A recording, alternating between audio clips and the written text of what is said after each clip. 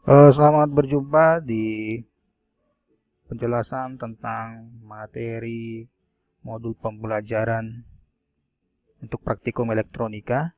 Berikut akan dijelaskan bagaimana menggunakan Geliosoft. Pertama sekali kita harus menginstal Geliosoft 2. Selanjutnya double klik Geliosoft 2-nya. Kemudian klik create new program. Terdapat 6 pilihan. Bisa kita pilih mana saja, namun kita pilih apa yang sesuai dengan yang ada di laboratorium, yaitu 26 input output. Pilih yang 24 volt DC, 10 relay, klik next. Pilih yang inputnya 4 discrete, outputnya 2 relay.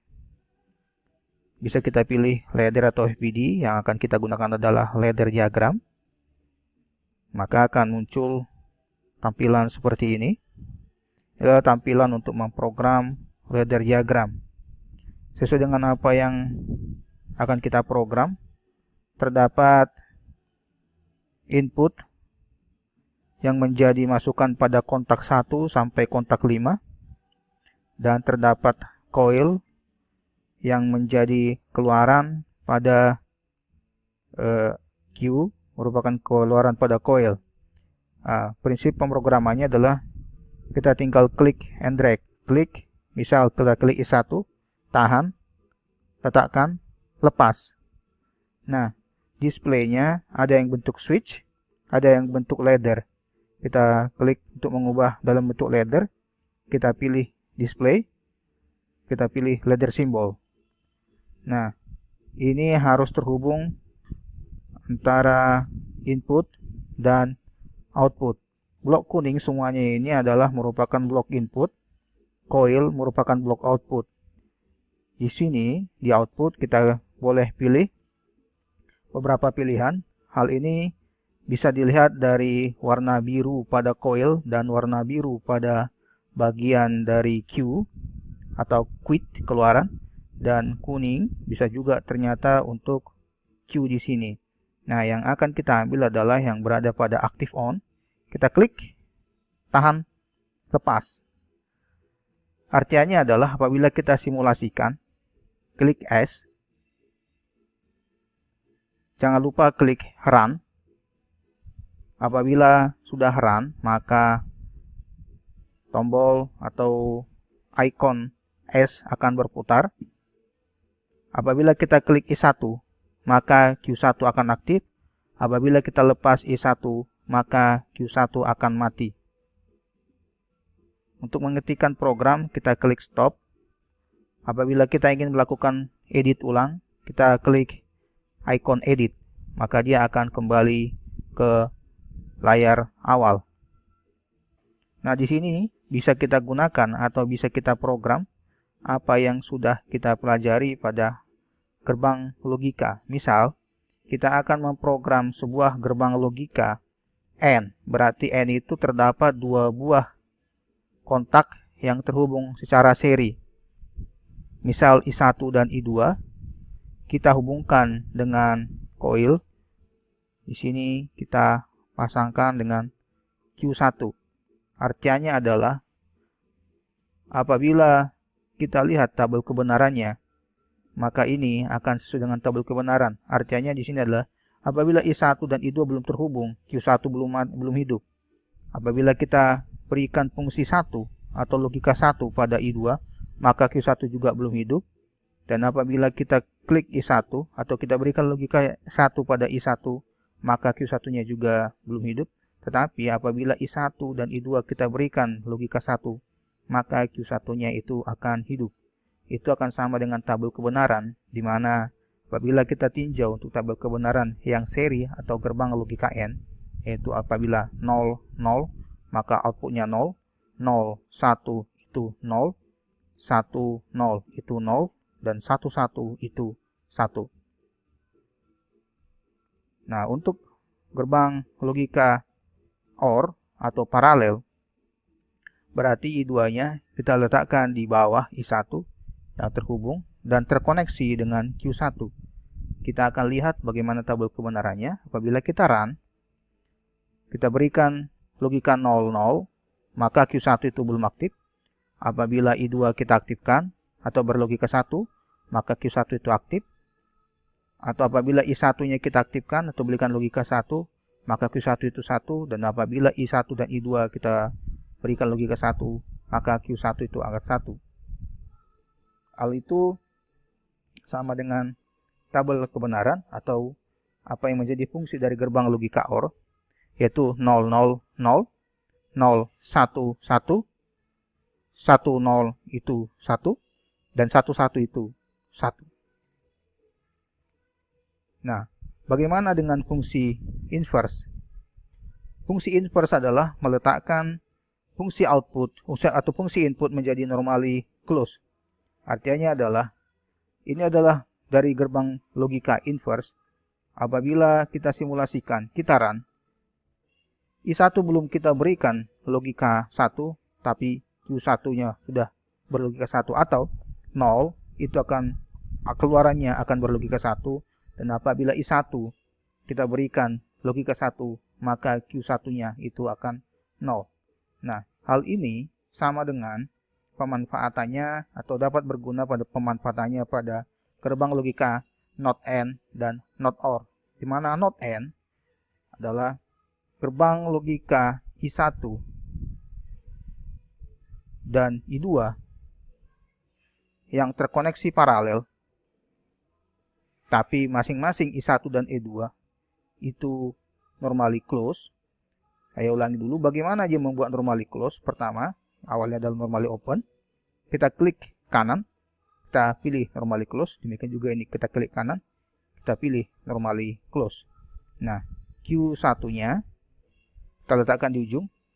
Nah, apabila Anda bandingkan atau apabila kita bandingkan, maka apabila I1 dan I2 berlogika 0, maka outputnya adalah berlogika 1. Apabila I2-nya berlogika 1, maka outputnya berlogika 1. Apabila I1 berlogika 1, outputnya berlogika 1. Tetapi apabila I1 dan I2 berlogika 1, outputnya itu akan 0. Atau apabila kita terjemahkan adalah 00 itu adalah 1, 01 itu adalah 1, 10 itu adalah 1, tetapi 11 itu adalah 0. Nah, itu adalah untuk gerbang logika NAND atau NOT AND. Bagaimana dengan NOT OR? NOT OR, kita tinggal memasangkan I2 dalam posisi seri, tapi normally close. Apabila kita simulasikan, kita run, itu akan sama dengan 00 itu berlogika 1, 01 itu adalah 0, 10 itu adalah 0, dan 11 itu adalah 0. Itu adalah merupakan kebalikan daripada gerbang logika OR. Nah, untuk NOT OR. Nah, untuk AND itu adalah NAND itu adalah kebalikan daripada AND. Nah, itulah dia merupakan penjelasan awal bagaimana mengimplementasikan atau menerjemahkan gerbang logika pada ladder diagram. Selanjutnya kita akan menerjemahkan gerbang logika kombinasi menjadi ladder diagram.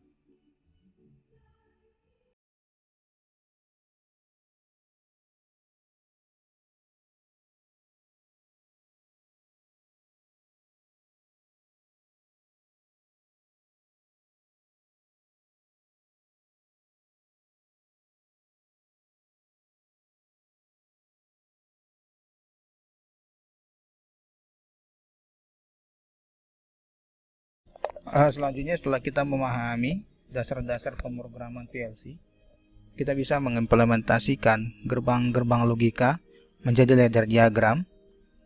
Contoh adalah apa yang sudah tertulis pada contoh tadi, yaitu bahwa Q1 adalah I1 dikalikan dengan I2 tambahkan dengan I3. Kita buat pemrogramannya dulu seperti yang sudah dijelaskan di awal. Kita buat ladder diagram.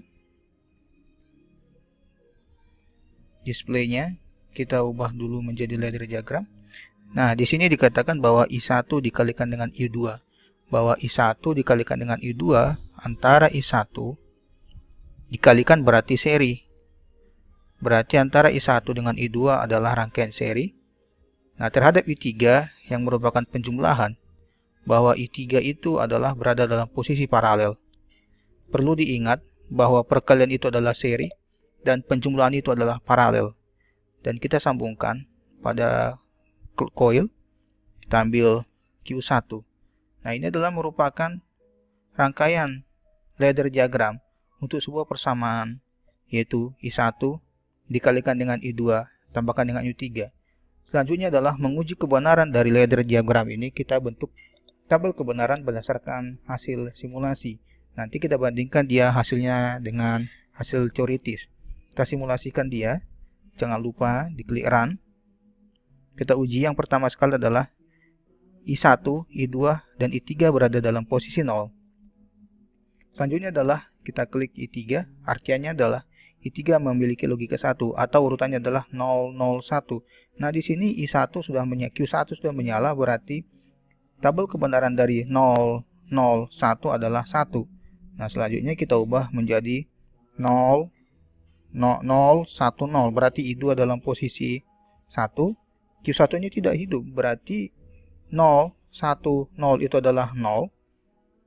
Dan selanjutnya adalah 011. Q1-nya hidup, berarti 011 itu adalah berlogika 1. Langkah selanjutnya adalah berarti kita arahkan ke 100. Ternyata Q1-nya mati. Selanjutnya adalah 101. Q1-nya hidup. Selanjutnya adalah 110. Q1-nya hidup. Dan terakhir adalah 111 memperoleh Q1 sama dengan 1. Hasilnya ini akan kita bandingkan dengan hasil secara teoritis. Ternyata setelah kita bandingkan hasil secara teoritis dan simulasi, itu akan memiliki kesamaan. Apabila terdapat perbedaan hasil secara teoritis dan secara simulasi, kita bisa melihat atau menganalisa mana yang terdapat kesalahan, apakah kesalahannya pada saat menyelesaikan persamaan secara teoritis atau dalam membentuk ladder diagram. Jadi intinya adalah perlu diingat bahwa kata kuncinya adalah pada untuk ladder diagram, perkalian itu adalah seri dan penjumlahan itu adalah paralel, inversi itu adalah normally close. Selanjutnya, untuk lebih memperjelas pemahamannya, dapat dilihat contoh pada kasus berikut ini, di mana sudah terdapat penyelesaiannya. Coba Anda buktikan dengan menggunakan ladder diagram.